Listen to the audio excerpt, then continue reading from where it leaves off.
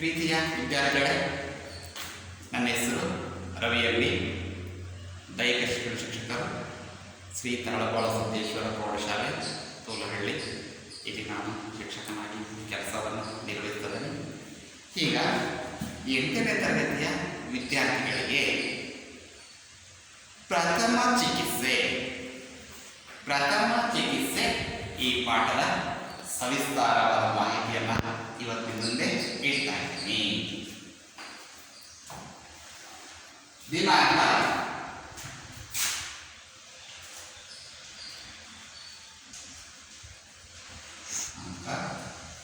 ವಾರ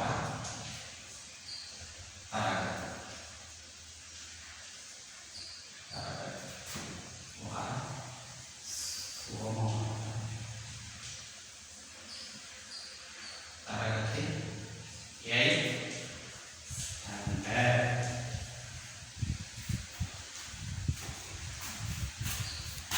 ವಿಷಯ ದೈಹಿಕ ಶಿಕ್ಷಣ.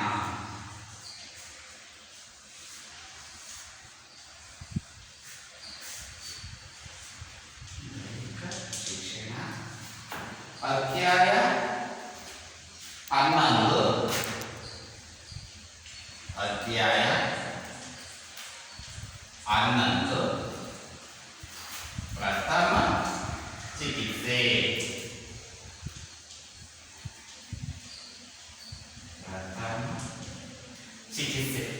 ಈ ವಿಷಯದ ಬಗ್ಗೆ ನಿಮಗೆ ಈಗ ನಾನು ಸವಿಸ್ತಾರವಾದ ಮಾಹಿತಿಯನ್ನು ನೀಡ್ತಾ ಇದ್ದೀನಿ.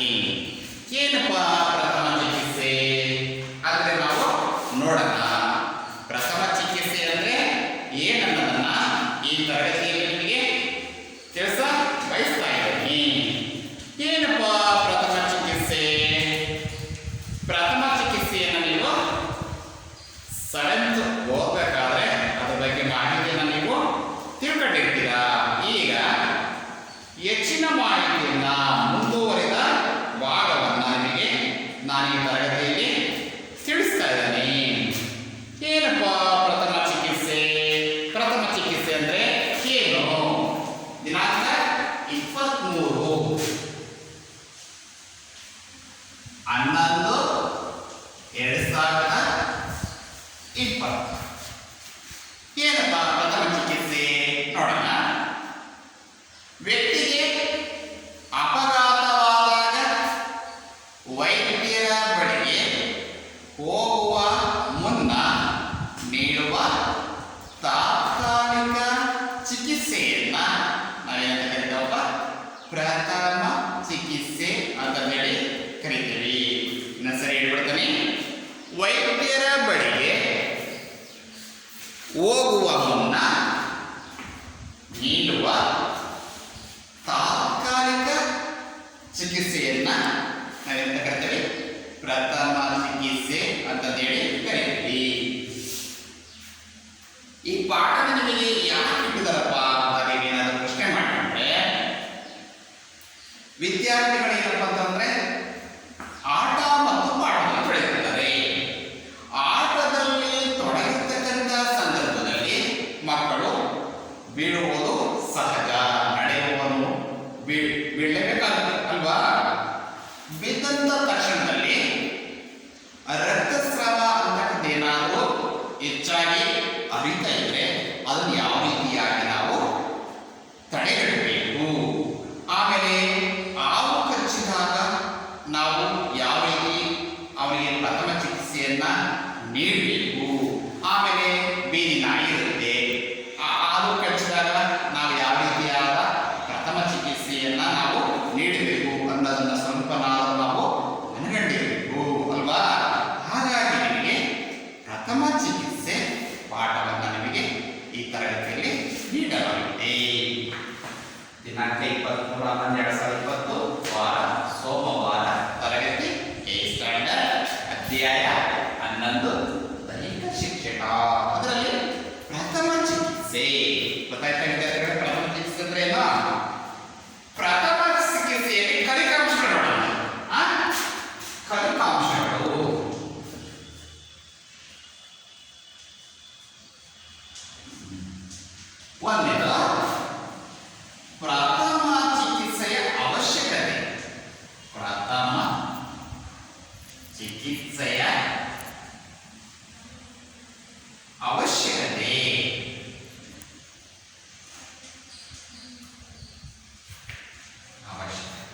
ಪ್ರಥಮ ಚಿಕಿತ್ಸೆಯ ಅವಶ್ಯಕತೆ.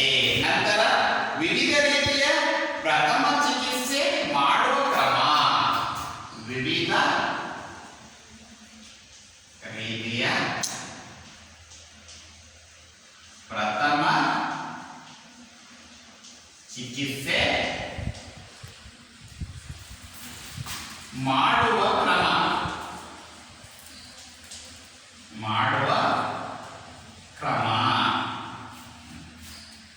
ಈಗ ನಿಮಗೆ ಗೊತ್ತಾಯ್ತು ಪ್ರಥಮ ಚಿಕಿತ್ಸೆ ಅಂದ್ರೆ ಏನು, ಯಾವ ಸಂದರ್ಭದಲ್ಲಿ ನಾವು ಮಾಡಬಹುದು ಅನ್ನೋದನ್ನು ಈ ತರಗತಿಯಲ್ಲಿ ನಾವು ತಿಳ್ಕೊಳ್ತಾ ಹೋಗೋಣ.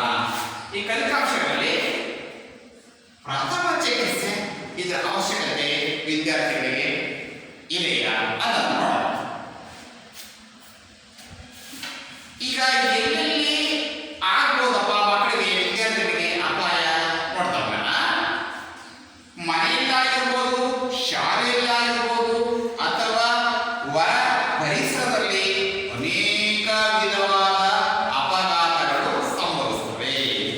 ಮನೆಯಲ್ಲಾಗಿರ್ಬೋದು, ಶಾಲೆಯಲ್ಲಾಗಿರ್ಬೋದು, ವಿವಿಧ ಪರಿಸರದಲ್ಲಾಗಿರ್ಬೋದು ಏನಾಗ್ತಾವಪ್ಪ ಅಪಘಾತಗಳು ಸಂಭವಿಸುವಂತ ಸಾಧ್ಯತೆ ಇರತಕ್ಕಂಥ ಇರುತ್ತದೆ ಅಲ್ವಾ.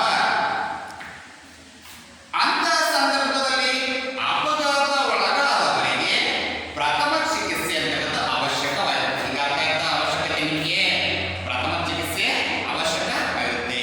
ಅಂತ ಸಂದರ್ಭದಲ್ಲಿ ಏನಾದರೂ ಅಪಘಾತ ಆದಾಗ ಅವರಿಗೆ ಪ್ರಥಮ ಚಿಕಿತ್ಸೆಯ ಅವಶ್ಯಕತೆ ಅಂತಕ್ಕಂಥ ಇರುತ್ತೆ. ಗೊತ್ತಾಗ್ತದೆ ಪ್ರಥಮ ಚಿಕಿತ್ಸೆ ಅವಶ್ಯಕತೆ ಇದೆ ಅನ್ನೋದು ನಿಮಗೆ ಗೊತ್ತಾಯ್ತು. ಪ್ರಥಮ ಚಿಕಿತ್ಸೆಯಿಂದ ಅಪಘಾತದ ತೀವ್ರತೆಯನ್ನು ಕಡಿಮೆ ಮಾಡಿ ಏನಪ್ಪ ಅಂದ್ರೆ ಹೆಚ್ಚಾಗಿ ರಕ್ತ ಸೋರಿಕೆ ಆಗುತ್ತೆ. ಆ ಸಂದರ್ಭದಲ್ಲಿ ನಾವೇನು ಮಾಡೋದು, ರಕ್ತವನ್ನು ತಡೆಗಟ್ಟಲಿಕ್ಕೆ ಏನೇನು ಉಪಚಾರವನ್ನ ಮಾಡಬಹುದು ಅನ್ನೋದ ಒಂದು ಜ್ಞಾನ ನಮಗೆ ಇರಬೇಕಾಗುತ್ತೆ. ಹಾಗಾಗಿ ಈ ಪ್ರಥಮ ಚಿಕಿತ್ಸೆಯ ಅವಶ್ಯಕತೆ ನಿಮಗೆ ಇದೆ ಅನ್ನೋದನ್ನು ನಾವು ಮನವರಿಕೆ ಮಾಡಬಹುದು.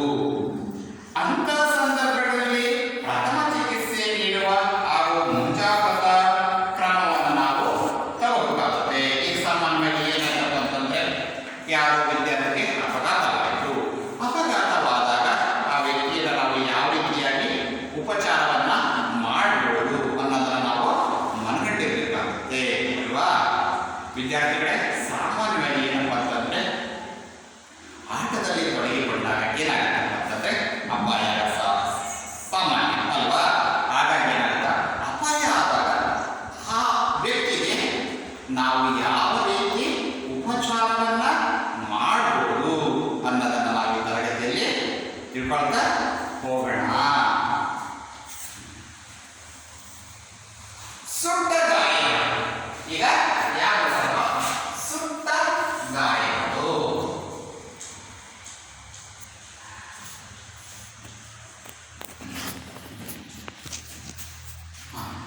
ಯಾವ ರೀತಿಯಲ್ಲಿ ಸುಟ್ಟ ಗಾಯಗಳಾಗ್ತವೆ ಅನ್ನೋದನ್ನು ನಾವು ನೋಡೋಣ. ದೇಹ ಅಥವಾ ದೇಹದ ಭಾಗಕ್ಕೆ ಬಿಸಿಯಾದ ಲೋಹಗಳು, ಬೆಂಕಿಯಿಂದಲಾದರೂ ಆಗ್ಬೋದು, ಬಿಸಿಯಾದ ಲೋಹಗಳಿಂದಲಾದರೂ ಆಗ್ಬೋದು, ರಾಸಾಯನಿಕಗಳಿಂದಲಾದರೂ ಆಗ್ಬೋದು, ನಂತರ ಆಮ್ಲಗಳಿಂದಲೂ ಸಹ ನಮಗೆ ಆಗ್ಬೋದು. ವಿದ್ಯುತ್ ಸಂಪರ್ಕ ಹೊಂದಿದಾಗ ಸುಟ್ಟ ಗಾಯಗಳು ಸಂಭವ ಆಗುತ್ತವೆ. ಸುಟ್ಟ ಗಾಳಿ ಯಾವ ಸಂದರ್ಭದಲ್ಲಿ ಆಗ್ತಾವಪ್ಪ ಅಂತ ನೀವು ನೋಡೋದಾದ್ರೆ ಸುಟ್ಟ ಗಾಯಗಳು ಬೆಂಕಿಯಿಂದಾದರೂ ಆಗ್ಬೋದು, ಬಿಸಿಯಾದ ಲೋಹದಿಂದಾದರೂ ಆಗ್ಬೋದು, ರಾಸಾಯನಿಕಗಳಿಂದಾದರೂ ಆಗ್ಬೋದು, ಆಮ್ಲಗಳಿಂದಾದರೂ ಆಗ್ಬೋದು, ಆಮೇಲೆ ವಿದ್ಯುತ್ ಸಂಪರ್ಕದಿಂದ ಸಹ ಆಗ್ಬೋದು. ಅದಲ್ಲದೆ ಸಹ ದೀಪಾವಳಿ ಹಬ್ಬ ನೋಡು, ದೀಪಾವಳಿ ಹಬ್ಬ. ಈ ದೀಪಾವಳಿ ಹಬ್ಬದಲ್ಲಿ ಏನ್ ಮಾಡ್ತಾರಪ್ಪ ಅಂದ್ರೆ ಹೆಚ್ಚಿದಾಗಿ ಪಟಾಕಿ ಅಂತ ಹಾರಿಸ್ತಾರೆ. ಅದು ಮೊದಲು ಅಂತಕ್ಕಂಥದ್ದು ಏನಾಗುತ್ತೆ ಬಿಸಿಯಾಗಿರುತ್ತೆ ಅಲ್ವಾ. ಬಿಸಿಯಾಗಿದ್ದ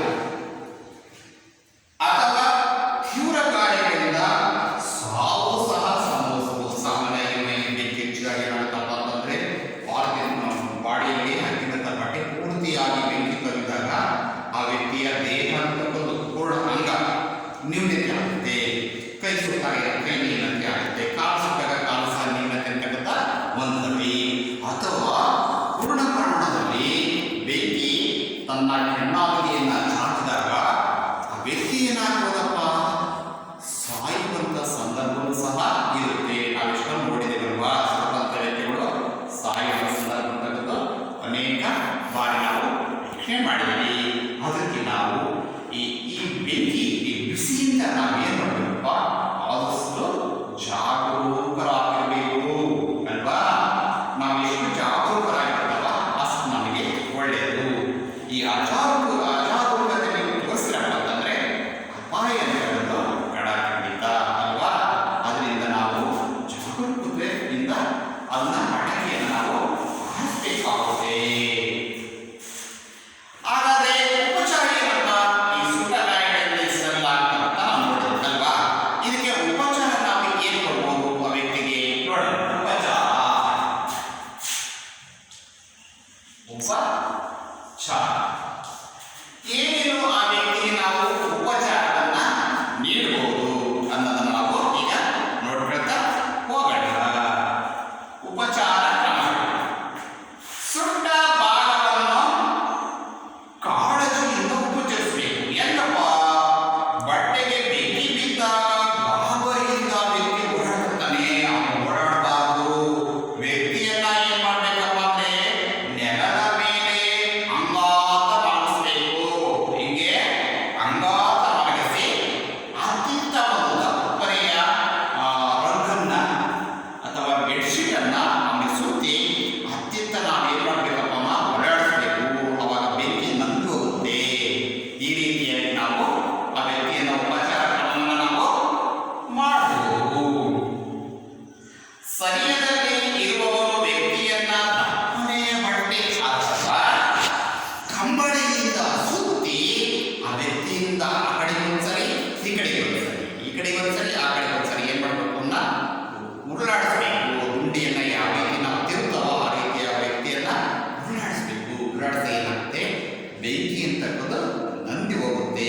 ಅವನಿಗೆ ಹೆಚ್ಚಿನ ಅಪಾಯ ಅಂತಕ್ಕದ್ದು ಆಗಲ್ಲ ಅಲ್ವಾ. ಇದು ಒಂದು ಉಪಚಾರ ಕ್ರಮ. ನಂತರ ಬೆಂಕಿಗೆ ತಗುಲಿದ ಬಟ್ಟೆಯನ್ನ ನಾವು ಏನ್ ಮಾಡ್ಬೇಕಂದ್ರೆ ಜಾಗರೂಕತೆಯಿಂದ ದೇಹದಿಂದ ಬೇರ್ಪಡಿಸಬೇಕು. ಹುಷಾರಾಗಿ ಬಟ್ಟೆಯನ್ನ ಜಾಗರೂಕತೆಯಿಂದ ನಾವು ಬೇರ್ಪಡಿಸಬೇಕು. ಅದನ್ನು ತೆಗೆದು ಒಂದ್ ಕಡೆ ಹಾಕಬೇಕು. ಅವು ಅಂಟಿಕೊಂಡಿದ್ದಲ್ಲಿ ಕತ್ತರಿಸಬೇಕು. ಅಂತ ಅರ್ಧ ಬರುತ್ತೆ, ಅರ್ಧ ಬರಲ್ಲ, ಅರ್ಧ ದೇಹದಲ್ಲಿ ಸಿಕ್ಕೊಂಡಿರುತ್ತೆ. ಅವಾಗ ನಾವು ಏನ್ ಮಾಡ್ಬೇಕಂದ್ರೆ ಕೀಳಬಾರ್ದು, ಕೀಳಕ್ಕೆ ಹೋಗ್ಬಾರ್ದು. ಒಂದು ಕತ್ತರಿಯನ್ನು ತಗೋಬೇಕು. ಕತ್ತರಿಯನ್ನ ತೆಗೆದುಕೊಂಡು ಏನ್ ಮಾಡಬೇಕು, ಆ ಬಟ್ಟೆಯನ್ನ ಕತ್ತರಿಸಿ ಹೊರ ತೆಗಿಬೇಕು. ಈ ರೀತಿಯಾದ ಮುಂಜಾಗ್ರತಾ ಕ್ರಮವನ್ನ ನಾವು ಜಾಗರೂಕತೆಯಿಂದ ನಿರ್ವಹಿಸಬೇಕು. ನಂತರ ಗಾಯದಿಂದ ಉಂಟಾದ ಗೊಬ್ಬೆಗಳನ್ನು ಸಿಡಬಾರದು. ಸಾಮಾನ್ಯವಾಗಿ ಬೆಂಕಿ ಹತ್ಕೊಂಡಿದ್ದಾಗ ಏನಾದ್ರು ಗೊಬ್ಬೆ ಬರೋದು ಸಹಜ. ಆ ಗೊಬ್ಬೆಗಳನ್ನ ಹೊಡೆಯೋದಾಗಲಿ ನಾವು ಯಾವುದೇ ಕಾರಣಕ್ಕೂ ಮಾಡಬಾರದು. ತನ್ನಟಿಗೆ ತಾನೇ ಅದೇನಾಗುತ್ತೆ, ನಂದಿ ಹೋಗುತ್ತೆ, ಬತ್ತಿ ಹೋಗುತ್ತೆ ಅಲ್ವಾ. ಯಾವುದೇ ಕಾರಣಕ್ಕೂ ಸೀಳಕ್ಕೆ ಹೋಗ್ಬಾರ್ದು. ಸೀಳಕ್ಕೆ ಹೋದ್ರೆ ಏನಾಗುತ್ತಪ್ಪ ಅಂತಂದ್ರೆ ಕ್ರಿಮಿಗೆ ಬ್ಯಾಕ್ಟೀರಿಯಾಗಳೆಲ್ಲ ಏನಾಗ್ತದೆ, ದೇಹಕ್ಕೆ ಅಟ್ಯಾಕಾಗಿ ಇನ್ನೂ ಹೆಚ್ಚಿನ ನಮಗೆ ತೊಂದರೆಯನ್ನ ಉಂಟು ಮಾಡ್ತಕ್ಕಂಥ ಸಾಧ್ಯತೆ ಇರ್ತಕ್ಕಂಥದ್ದು ಇರುತ್ತೆ. ಹಾಗಾಗಿ ಬೊಬ್ಬೆಗಳನ್ನು ನಾವು ಏನು ಮಾಡಬಾರ್ದಪ್ಪ, ಸೀಳಬಾರದು. ಅರ್ಥ ಆಯ್ತಾ ವಿದ್ಯಾರ್ಥಿಗಳೇ ನಿಮಗೆ? ಇದು ಉಪಚಾರ ಕ್ರಮ. ನಂತರ ಸಣ್ಣ ಪುಟ್ಟ ಗಾಯಗಳಾಗಿದ್ದಲ್ಲಿ ತಕ್ಷಣವೇ ತಣ್ಣೀರಿನಿಂದ ತೊಳಿಬೇಕು. ತಣ್ಣೀರು ತಂಪಲ್ವಾ. ಏನಾಗುತ್ತಪ್ಪ ಅಂತಂದ್ರೆ ಸುಟ್ಟ ತಕ್ಷಣ ಏನಾಗುತ್ತೆ, ಕಪ್ಪು ನೀರಿನಾಗ ತಣ್ಣೀರಿರುತ್ತೆ. ಆ ತಣ್ಣೀರಿನಾಗ ಬೆರಳನ್ನು ಬತ್ತಬೇಕು. ಅವಾಗ ಏನಾಗುತ್ತೆ, ಶಾಖ ಅಂತಕ್ಕಂಥ ಏನಾಗುತ್ತೆ, ಕಡಿಮೆ ಆಗುತ್ತೆ. ಕಡಿಮೆ ಆಗಿ ಆ ವ್ಯಕ್ತಿಗೆ ತಂಪಾದ ಹಿತವನ್ನ ನೀಡುತ್ತೆ ಅಲ್ವಾ. ಯಾಕೆ ಕಡಿಮೆ ಇರಬೇಕು ಅಂತ ನೀವೇನಾದ್ರು ಪ್ರಶ್ನೆ ಮಾಡ್ಕೊಂಡ್ರೆ, ಬಿಸಿಯಾಗಿರುತ್ತೆ. ಬಿಸಿಯಾಗಿದ್ದ ತಕ್ಷಣಕ್ಕೆ ನಾವು ಏನಪ್ಪ ಅಂದ್ರೆ ತಣ್ಣೀರಿನಲ್ಲಿ ಹರಿದಾಗಿರುತ್ತೆ, ಅದು ಶಾಖ ಅಂತಕ್ಕ ಸಂಪೂರ್ಣವಾಗಿ ನಂದು ಹೋಗುತ್ತೆ. ಹೆಚ್ಚಿನ ಅಪಾಯ ಅಂತಕ್ಕಂಥ ನಮಗೆ ಸಂಭವಿಸಲ್ಲ. ಅದಾಯ್ತಾ? ನಂತರ ಗಾಯಕ್ಕೆ ಸೋಡಿಯಂ ಬೈಕಾರ್ಬೋನೇಟ್ ದ್ರಾವಣವನ್ನ ನಯವಾಗಿ ಲಭಿಸಬಾರದು. ಅದಕ್ಕೆ ಸೋಡಿಯಂ ಬೈಕಾರ್ಬೋನೇಟ್ ಅನ್ನ ನಯವಾಗಿ ಲೇಪನವನ್ನ ಮಾಡಬೇಕು. ಯಾವುದೇ ಹೊರಡಕ್ಕೂ ಒತ್ತಿ ಹಚ್ಚದಾಗಿ ನಾವು ಮಾಡಬಾರದು. ನಯವಾಗಿ